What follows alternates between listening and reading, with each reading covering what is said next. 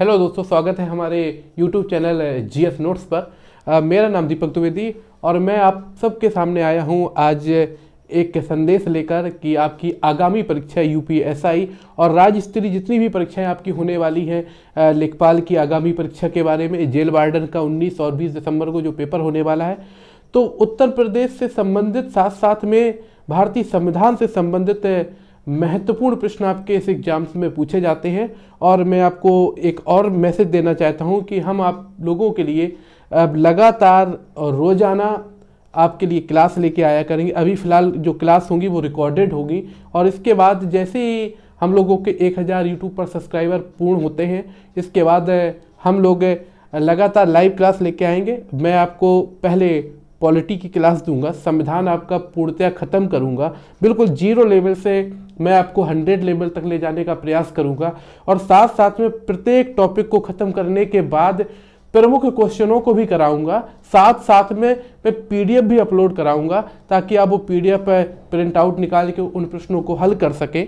और यहाँ पर प्रत्येक टॉपिक को विधिवत समझाऊंगा। आप लोग कमेंट कर कर भी पूछ सकते हैं, जहाँ कुछ समझ में नहीं आता आप कमेंट करके पूछिए, ठीक है। मैं विधिवत हर टॉपिक को कंप्लीट कराऊंगा और साथ साथ में जैसी हमारी संविधान की क्लासेज खत्म होगी, मैं इसके साथ तुरंत ही आपकी मूल विधि स्टार्ट करूंगा, प्रारंभ करूंगा। और इसके साथ साथ मैं आपको करंट अफेयर्स और भारतीय भूगोल और विश्व भूगोल के भी वीडियो उपलब्ध कराऊंगा।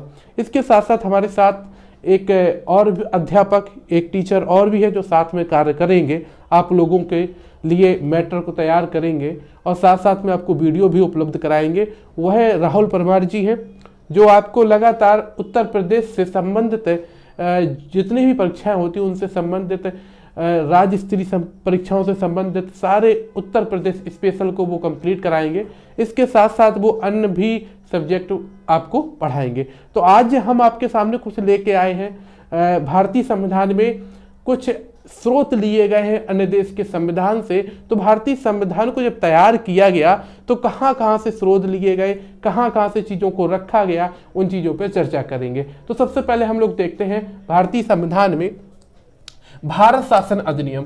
बेटा, भारत शासन अधिनियम जो आपका था वो 1935 में आया था। एक प्रकार का ये पूर्ण संविधान था। लगभग इसमें 313 अनुच्छेद थे और 10 अनुसूचियां थी। एक प्रकार का पूर्ण संविधान था। भारतीयों के समक्ष इसलिए लाया गया था ताकि भारतीयों को संविधान के अंतर्गत बांधा जा सके, कानूनों को दायरे में लाया जा सके।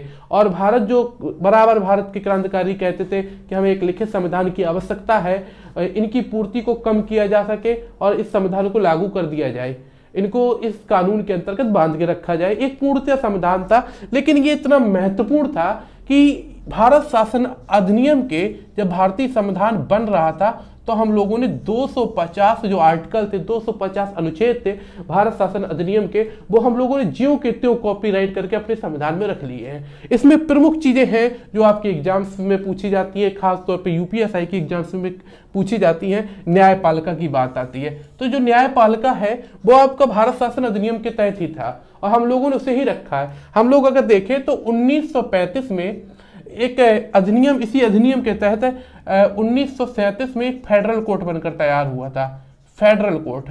और ये फेडरल कोर्ट जो बना था, इसी को जब हम भारत आजाद हो गया, इसी को हम लोग सुप्रीम कोर्ट कहने लग गए। तो यहाँ पर न्यायपालिका जो लिया गया है वो न्यायपालिका कहाँ से लिया गया है? भारत शासन अधिनियम से, 1935 के भारत शासन अधिनियम से लिया गया। संघीय तंत्र, तो संघीय तंत्र की भी शुरुआत यही से हुई थी, भारत शासन अधिनियम से। इसमें केंद्र में द्वैध शासन को लागू कर दिया गया था, केंद्र की शक्तियों को बढ़ा दिया गया था, राज्य में द्वैध शासन को खत्म कर दिया गया था, दोहरा जो शासन था राज्यों में वो खत्म कर दिया गया था, अथवा केंद्र से ही राज्यों को अधीन कर दिया गया था। केंद्र की शक्तियों को जब बढ़ा दिया गया तो वहां से एक प्रारंभ हुई, जिसे हम संघात्मक तंत्र कहते हैं, संघीय तंत्र की शुरुआत हो गई थी। इसलिए संघीय तंत्र भी हम लोगों ने देखा जाए तो कहाँ से लिया था? ये हम लोगों ने लिया था भारत शासन अधिनियम से। लेकिन जब संघीय व्यवस्था की बात आती है, जो हमारी संघीय व्यवस्था, जो वर्तमान में हम लोगों की संघीय व्यवस्था आती है, तो संघीय व्यवस्था जो सिस्टम है वो हम लोगों ने कनाडा के संविधान से अपना रखा है। तो संघीय तंत्र की बात आती है तो ये हमारा तंत्र कहाँ देखने को मिलता था? भारत शासन अधिनियम में, ठीक है। इसके बाद हम लोगों ने लोक सेवा आयोग, ठीक है। लोक सेवा आयोग ये क्या है? केंद्र स्तर की यानी अखिल भारतीय सेवाएं होती जो राज्यों में भी इनकी नियुक्ति होती है और ये केंद्र के होते हैं, अथवा कह सकते हैं संघीय तंत्र की शुरुआत हो गई कि नहीं, तो इसी माध्यम से हमने संघीय तंत्र बोला। इसके साथ साथ आपातकालीन उपबंध है, आपातकालीन उपबंध भी हम लोगों ने कहां से लिए थे, आपातकालीन उपबंध भी हम लोगों ने भारत शासन अधिनियम से लिया था। कुछ लोग इसमें कंफ्यूज हो जाते हैं कि सर हम लोगों ने आपातकाल तो जर्मनी से लिया। बेटा आपातकाल जो जर्मनी से लिया उसमें क्या था, जब आपातकाल लगेगा तो मूल अधिकारों को कैसे स्थगित किया जाएगा वो हम लोगों ने जर्मनी से लिया है, ना कि आपातकालीन उपबंध। आपातकालीन उपबंध के साथ साथ प्रशासनिक जो विवरण होंगे वो भी कहां से लिए थे हम लोगों ने, भारत शासन अधिनियम 1935 से। तो भारत शासन अधिनियम 1935 से हम लोगों ने न्यायपालिका, संघीय तंत्र, लोक सेवा आयोग, आपातकालीन उपबंध और प्रशासनिक विवरण हम लोगों ने कहां से ले रखा था बेटा, भारत शासन अधिनियम 1935 के। महत्वपूर्ण इसलिए है क्योंकि 250 अनुच्छेद भारतीय संविधान का जब निर्माण हुआ, जब भारतीय संविधान बनाया जा रहा था, तो भारत शासन अधिनियम 1935 के 250 अनुच्छेद हमने अपने संविधान में कॉपीराइट करके रख लिए, ज्यों की त्यों रख लिए, कोई बदलाव नहीं किया। ठीक है, दूसरा आगे पॉइंट पे आते हैं तो ब्रिटेन। ब्रिटेन से हम लोगों ने क्या क्या लिया, या ब्रिटेन के संविधान से हम लोगों ने क्या क्या लिया, भारत में भारतीय संविधान में क्या क्या रखा। सबसे पहले बात आती है संसदीय शासन। तो संसदीय शासन है वो हम लोगों ने ब्रिटेन के संविधान से लिया। भारत में समस्त जो कानून बनाया जाता है वो आपकी संसद बनाती है। ठीक है, संसद से ही प्रत्येक नए कानून बनते हैं। तो भारत में एक रूप से देखा जाए तो संसद से ही कानून बनाए जाते हैं और संसद में ही वो सभी महत्वपूर्ण अंग भारत का जो शासन चला रहे हैं वो सब लोग बैठते हैं, अथवा कह सकते हैं भारत में संसदीय शासन प्रणाली है। विधि का शासन, भारत में लॉ एंड ऑर्डर है, यहाँ पर विधि का शासन है, ये भी हम लोगों ने कहां से लिया, ब्रिटेन के संविधान से। एकल नागरिकता, एकहरी नागरिकता का भारत में प्रावधान है। एकल नागरिकता का प्रावधान हम लोगों ने ब्रिटेन से लिया है। एकहरी नागरिकता क्या होती है कि भारत में सिर्फ भारत की नागरिकता होती है, अतः राज्यों की कोई नागरिकता नहीं होती। ठीक है, तथा भारत में दो प्रकार की नागरिकता नहीं होती। जैसे मैं हूं, मैं अगर किसी विदेशी नागरिकता को ग्रहण कर लेता हूं तो मेरी भारतीय नागरिकता समाप्त हो जाती है। तो भारत में केवल एकल नागरिकता है, वो हम लोगों ने कहां से ले रखा है, ब्रिटेन से, अथवा यहां पर राज्यों की कोई नागरिकता नहीं होती। मंत्रिमंडल प्रणाली, ये मंत्रिमंडल प्रणाली, ये संसदीय प्रणाली है, ये सब हम लोगों ने कहां से ले रखा है, ब्रिटेन से ले रखा है। द्विसदनात्मक व्यवस्था, यानी हमारी जो संसद होगी वह दो प्रकार की सदन वाली होगी, द्विसदनी होगी। एक लोकसभा, ठीक है, निम्न सदन, उच्च सदन के रूप में राज्यसभा, दो सदन वाली होगी, अथवा द्विसदनात्मक प्रणाली भी बेटा हम लोगों ने कहां से ले रखी है, ब्रिटेन से। तो संसदीय शासन प्रणाली, विधि का शासन, एकल नागरिकता, मंत्रिमंडल प्रणाली, द्विसदनात्मक प्रणाली, ये हम लोगों ने बेटा कहां से ले रखा है, ब्रिटेन से ले रखा है। यूएसए के संविधान से हम लोगों ने क्या क्या ले रखा है, भारतीय संविधान में यूएसए के संविधान से क्या ले रखा है। सबसे पहले मूल अधिकार, जो मूल अधिकार है, नागरिकों को जो अधिकार प्राप्त है, मूलभूत जो अधिकार प्राप्त है उन्हें मूल अधिकार कहते हैं। जब हम लोग बेटा भाग 3 पढ़ेंगे तो भाग 3 के अंतर्गत हम मूल अधिकारों के बारे में पढ़ते हैं, तब हमें पता चलता है कि मूल अधिकार हम लोगों ने यूएसए के बिल ऑफ राइट से प्रेरित है, मतलब यूएसए के बिल ऑफ राइट से लिए हैं। यूएसए में बिल ऑफ राइट्स को ही मूल अधिकार कहते हैं। ठीक है, मूल अधिकार कहां से लिए, यूएसए के संविधान से लिए हैं। ठीक है, हम लोगों को जितनी भी स्वतंत्रता प्राप्त है वो मूल अधिकार के अंतर्गत प्राप्त है। ये भाग 3 से संबंधित है, अनुच्छेद 12 से 35 तक हम लोग पढ़ते हैं। न्यायपालिका की स्वतंत्रता, ठीक है, न्यायपालिका आपने देखा भारत शासन अधिनियम में था, लेकिन यहां पर न्यायपालिका स्वतंत्र होगी, अथवा सरकार के अधीन नहीं होगी, अथवा किसी भी अधीनस्थ के अधीन नहीं होगी। न्यायपालिका की प्रकृति स्वतंत्र होगी। हमने कहां से लिया, यूएसए से लिया है। न्यायिक पुनरावलोकन का सिद्धांत, न्यायिक पुनरावलोकन का सिद्धांत बेटा हम लोगों ने कहां से ले रखा है, यूएसए से ले रखा है। और यूएसए से एक महत्वपूर्ण चीज और ले रखी है, उपराष्ट्रपति का पद। ठीक है, उपराष्ट्रपति का पद भी हम बेटा कहां से ले रखा है, यूएसए से ले रखा है। उपराष्ट्रपति का पद भी हम लोगों ने कहां से ले रखा है, यूएसए से। ठीक है, हाई कोर्ट और सुप्रीम कोर्ट में न्यायाधीशों को कैसे हटाया जाए। जब आप सुप्रीम कोर्ट पढ़ेंगे तो आप इसमें पढ़ेंगे कि सुप्रीम कोर्ट के न्यायाधीशों को हटाने के लिए महाभियोग प्रस्ताव की आवश्यकता होती है। तो हम कैसे हटाएंगे, वो हम लोगों ने किस देश से ले रखा है बेटा, यूएसए के संविधान से ले रखा है। राष्ट्रपति को अनुच्छेद 61 के तहत आप लोग हटाते हैं, राष्ट्रपति पे अनुच्छेद 61 के तहत महाभियोग प्रस्ताव लाया जाता है, तो राष्ट्रपति को उसके पद से कैसे हटाया जा सकता है, राष्ट्रपति के लिए महाभियोग प्रस्ताव कैसे लाया जाता है। ये राष्ट्रपति पर महाभियोग हम कहां से लेकर आए हैं, यूएसए के कॉन्स्टिट्यूशन से लेके आए हैं। और एक प्रमुख चीज, उद्देशिका का विचार, ये उद्देशिका का प्रस्तावना का विचार हमारे पास कहां से आया। ठीक है, हम लोगों ने जे.एल. नेहरू ने उद्देशिका के बारे में उद्देश्य प्रस्ताव प्रस्तुत किया था, उद्देशिका का विचार के रूप में। ये हम लोग कहां से लेके आए, उद्देशिका का विचार हमारे माइंड में कहां से आया, ये भी हम लोगों के कहां से आया, यूएसए के कॉन्स्टिट्यूशन से, क्योंकि यूएसए का कॉन्स्टिट्यूशन भी लिखित संविधान है। ठीक है, हमारा देश का भी संविधान लिखित होने वाला था, तो वहां पर भी ये प्रॉब्लम आ रही थी कि ये भारतीय संविधान होगा कैसा, इसकी नींव कैसे तैयार की जाए। तो ये विचार बड़ा परेशान कर रहा था। ऐसी अवस्था एक बार यूएसए के कॉन्स्टिट्यूशन में थी, जब उसे बनाया जा रहा था, लोग सोच रहे थे कि इसको खड़ा कैसे किया जाए, इसे बनाया कैसे जाए, मुद्दे क्या क्या होंगे। तो जो उद्देशिका में जो विचार रखे गए हैं, वो विचार हम लोगों ने कहां से लिए, उद्देशिका का विचार जो लिया वो हम लोगों ने कहां से लिया है, यूएसए के कॉन्स्टिट्यूशन से लिया है। तो ध्यान रखिएगा, मूल अधिकार, न्यायपालिका की स्वतंत्रता, न्यायिक पुनरावलोकन का सिद्धांत, उपराष्ट्रपति का पद, सुप्रीम कोर्ट और हाई कोर्ट में न्यायाधीशों को पद से हटाना, राष्ट्रपति पर महाभियोग प्रस्ताव लाना, उद्देशिका का विचार, ये सब हम लोगों ने यूएसए के कॉन्स्टिट्यूशन से ले रखे हैं। आयरलैंड से क्या क्या लिया हमने भारतीय संविधान में, तो आयरलैंड से डीपीएसपी अथवा राज्य के नीति निर्देशक सिद्धांत, जब हम पढ़ेंगे भाग 4 तो राज्य की नीति निर्देशक सिद्धांतों को पढ़ते हैं। ठीक है, ये अनुच्छेद आपके 36 से 51 तक पढ़ेंगे। तो राज्य की नीति निर्देशक सिद्धांत हम लोगों ने आयरलैंड के कॉन्स्टिट्यूशन से ले रखे हैं। एक प्रकार से देखेंगे कि भैया मूल अधिकार तो हमें स्वतंत्रता प्रदान करते हैं, लेकिन वास्तविक रूप से राज्य के नीति निर्देशक तत्व जो होते हैं वो उस राज्य के रह रहे नागरिक को सामाजिक, आर्थिक और राजनीतिक न्याय देते हैं, समाज के अंतर, गरीब और अमीर के मध्य के अंतर को कम करने का प्रयास करते हैं, जो निर्धन होते हैं उनको ऊपर लाने का प्रयास करते हैं। तो राज्य की नीति निर्देशक तत्व हम लोगों को एक प्रकार से हमारी स्थिति को बेहतर बनाने का काम करते हैं। तो ये हम लोगों ने कहां से लिए, आयरलैंड से। ठीक है, राष्ट्रपति की निर्वाचन पद्धति, कि राष्ट्रपति की निर्वाचन पद्धति कैसी होगी, वो भी हम लोगों ने आयरलैंड के कॉन्स्टिट्यूशन से लिए। राज्यसभा में सदस्यों का नामांकन कैसे होगा, ठीक है, तथा राज्यसभा में जो योग्यता है, वरिष्ठता है, तो इसको भी हमने कहां से लिया, आयरलैंड के कॉन्स्टिट्यूशन से। राज्यसभा के लिए सदस्यों का नामांकन कैसे किया जाना है, कैसे होगा, ये भी हम लोगों ने आयरलैंड के कॉन्स्टिट्यूशन से ले रखा है। तो ध्यान रखिएगा, राज्य की नीति निर्देशक सिद्धांत, राष्ट्रपति की निर्वाचन पद्धति और राज्यसभा के लिए सदस्यों का नामांकन कैसे होगा, ये भी हम लोगों ने आयरलैंड के कॉन्स्टिट्यूशन से ले रखा है। नेक्स्ट बेटा आता है कनाडा। कनाडा से क्या ले रखा है, संघीय व्यवस्था। संघीय व्यवस्था, यहाँ पर संघीय तंत्र, ये संघीय व्यवस्था जो हमारी संघीय प्रणाली है, अथवा हम कह सकते हैं कि भैया संघात्मक प्रणाली। भारत में दो प्रकार की सरकार अस्तित्व में होती है, एक केंद्र सरकार, एक राज्य सरकार, और दोनों की शक्तियां संविधान द्वारा सीमित कर दी जाती हैं।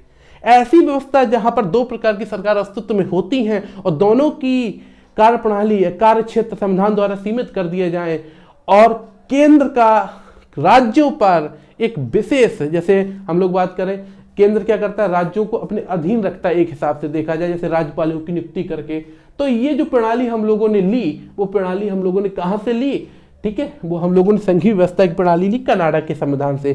केंद्र द्वारा राज्य में राज्यपालों की नियुक्ति, ये भी हम लोगों ने कहां से ली, कनाडा से, अथवा यहां पर केंद्र को हमने सुपीरियर मान लिया। ठीक है, इसीलिए कनाडा की संघीय व्यवस्था को हम लोगों ने कहां से लिया, मतलब जो संघीय व्यवस्था भारत की है वो कनाडा से ली है, क्योंकि यहां पर भी सेम उसी प्रारूप के रूप में है, लागू है। ठीक है, तो संघीय व्यवस्था हम लोगों ने कनाडा से लिया। ऑस्ट्रेलिया से समवर्ती सूची, व्यापार, वाणिज्य और समागम की स्वतंत्रता के साथ साथ प्रमुख चीज जो बहुत ज्यादा प्रश्न पूछा जाता है कि संसद की जो संयुक्त बैठक होती है, दोनों सदनों की संयुक्त बैठक संसद में जो होती है, वो भी हम लोगों ने ऑस्ट्रेलिया के कॉन्स्टिट्यूशन से ले रखी है। तो संसद की संयुक्त बैठक कौन बुलाता है, राष्ट्रपति। इसका अध्यक्षता कौन करता है, लोकसभा का अध्यक्ष करता है।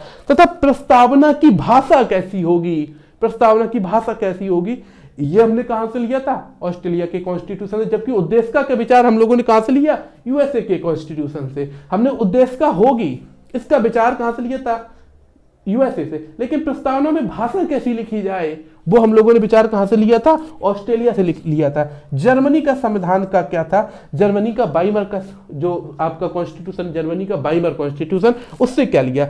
आपातकाल के समय मूल अधिकारों का स्थगन कैसे होगा, तो मूल अधिकारों का स्थगन आपातकाल की स्थिति में कैसे करेंगे, ये लिया था। जबकि आपात उपबंध कहां से लिए? 1935 के अधिनियम से। ठीक है, नेक्स्ट है सोवियत संघ, रसिया, यूएसएसआर, 1991 में इसका विघटन हो गया। अब यह एक हिसाब से रसिया माना जाता है, इसमें कई देश पृथक हो गए, अलग हो गए। तो हम लोगों ने रूस से क्या क्या लिया, सोवियत संघ से क्या क्या लिया? मूल कर्तव्य, मूल कर्तव्य भाग 4 के काम में पढ़ेंगे आप, जो अनुच्छेद 51 की एम है, 11 मूल कर्तव्य है हमारे। तो मूल कर्तव्य हमने कहां से लिए? सोवियत संघ के संविधान से लिए। ठीक है, प्रस्तावना में न्याय, प्रस्तावना में आपने देखा हो सामाजिक, आर्थिक, राजनीतिक न्याय को सुनिश्चित किया जाएगा। ठीक है, आपको सामाजिक न्याय, राजनीतिक न्याय और आर्थिक न्याय दिए जाएंगे। ये बात हमने प्रस्तावना में लिखी। इसके आदर्शों को हमने लिया कहां से? प्रस्तावना में सामाजिक, राजनीतिक, आर्थिक आदर्श जो है न्याय के, वो लिए कहां से? वो हम लोगों ने लिए सोवियत संघ के संविधान से लिए। ठीक है, नेक्स्ट है बेटा फ्रांस का कॉन्स्टिट्यूशन। फ्रांस के कॉन्स्टिट्यूशन से क्या लिया? गणतंत्र। गणतंत्र का मतलब क्या है कि गणतंत्र का शाब्दिक अर्थ होता है कि उस देश का जो सर्वोच्च व्यक्ति होगा या राष्ट्राध्यक्ष होगा या राष्ट्रपति होगा, वह वंशागत रूप से नहीं चुना जाएगा। वह चुना तो जाएगा, जैसे हम लोगों के राष्ट्रपति 5 साल के लिए चुने जाते हैं, तो राष्ट्रपति चुने तो जाएंगे, सर्वोच्च पद पर बैठने वाले व्यक्ति चुने तो जाएंगे, लेकिन वंशागत रूप से नहीं चुने जाएंगे, अथवा यहाँ पर वंशागत रूप से शासन नहीं होगा। तो हम लोगों ने गणतंत्र किस देश से लिया? हम लोगों ने फ्रांस से लिया। जबकि गणतंत्र सबसे पहला देश कौन सा हुआ था? तो हम बताएंगे यूएसए हुआ था। लेकिन यहाँ पर गणतंत्र किस देश से ले रखा? हम लोगों ने बेटा फ्रांस से ले रखा है। प्रस्तावना में स्वतंत्रता, समता और बंधुता के आदर्श, स्वतंत्रता, समता और बंधुता के आदर्श जो प्रस्तावना में शब्द रखे गए, स्वतंत्रता, समता और बंधुता के आदर्श हम लोगों ने कहां से लिए? ये भी हम लोगों ने फ्रांस के कॉन्स्टिट्यूशन से ले रखे हैं। नेक्स्ट आता है आपका दक्षिण अफ्रीका कॉन्स्टिट्यूशन। दक्षिण अफ्रीका के संविधान से हम लोगों ने ले रखा है संविधान संशोधन प्रक्रिया। ठीक है, जो आप पढ़ेंगे संविधान संशोधन 368 के तहत, अनुच्छेद 368 के तहत पढ़ेंगे, तो जो संविधान में संशोधन कैसे होता है, इसकी जो प्रक्रिया है, ये हम लोगों ने दक्षिण अफ्रीका के कॉन्स्टिट्यूशन से ले रखी है। साथ साथ में राज्यसभा में सदस्यों का निर्वाचन, जो राज्यसभा में सदस्य थे जो नामांकन कर रहे थे, नामांकन कहां से लिया? राज्यसभा में सदस्यों का नामांकन आयरलैंड से। जबकि यहां पर, ठीक है, जबकि यहां पर सदस्यों की बात आती है तो सदस्यों का निर्वाचन कहां से लिया? राज्यसभा में सदस्यों का निर्वाचन दक्षिण अफ्रीका के कॉन्स्टिट्यूशन से। नेक्स्ट आता है आपका जापान। जापान से हम लोगों ने लिया विधि द्वारा स्थापित प्रक्रिया।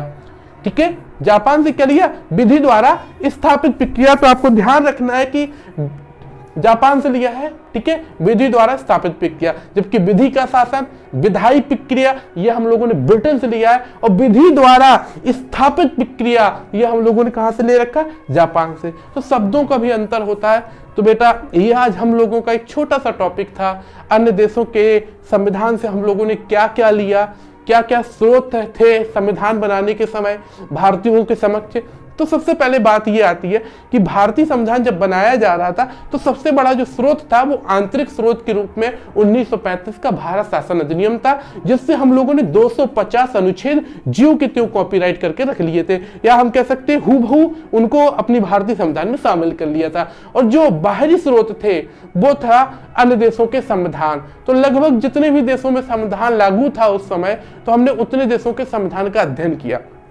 भारतीय संविधान सभा में एक कानूनी संवैधानिक सलाहकार के रूप में बेनेगल नरसिंह राव को चुना गया था। बेनेगल नरसिंह राव ने लगभग 60 देशों के संविधान को पढ़ा और उसमें जो भी उनको स्रोत प्राप्त हुए उन्होंने अपने प्रस्ताव के अंतर्गत लिखा, अथवा कह सकते हैं कि बेनेगल नरसिंह राव ने संविधान सभा के समक्ष प्रथम संविधान बनाने का प्रस्ताव पेश किया था।